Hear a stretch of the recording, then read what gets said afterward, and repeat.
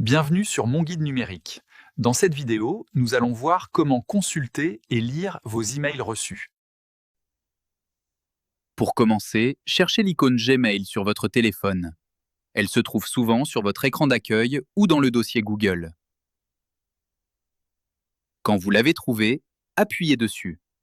Gmail s'ouvre sur votre boîte de réception. C'est ici que tous vos emails arrivent. Vous voyez une liste de messages. Chaque ligne représente un message. Sur chaque ligne, vous avez 3 informations. Le nom de la personne qui vous a écrit, le titre du message et le début du texte. Les emails non lus apparaissent en gras. C'est facile à repérer. Prenez votre temps, repérez un message qui vous intéresse. Quand vous êtes prêt, appuyez dessus pour l'ouvrir. Le message s'affiche en entier. En haut, vous voyez qui vous a écrit et quand.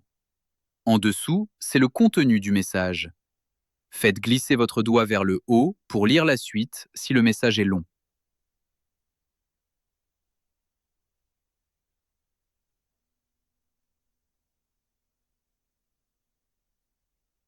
Maintenant, regardons les pièces jointes.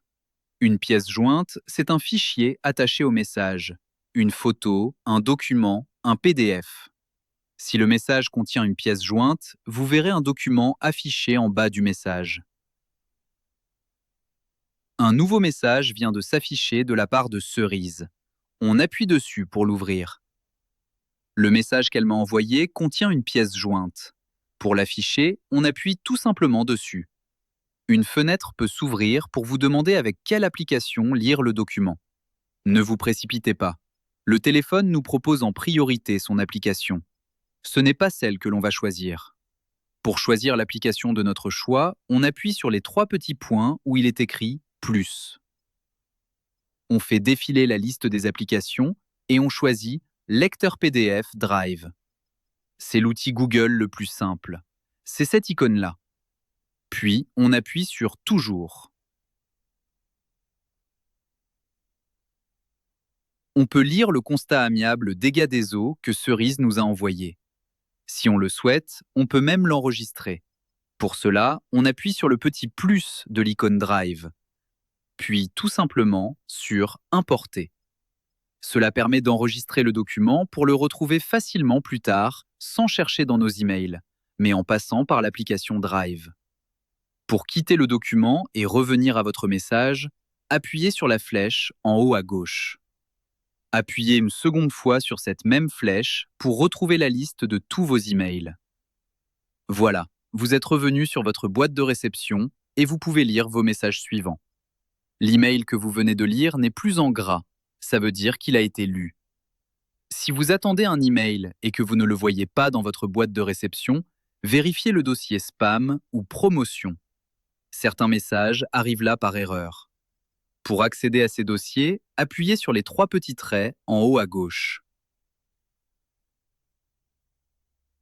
Un menu s'ouvre. Faites glisser vers le bas et cherchez le mot « Spam ». Appuyez dessus pour voir les messages.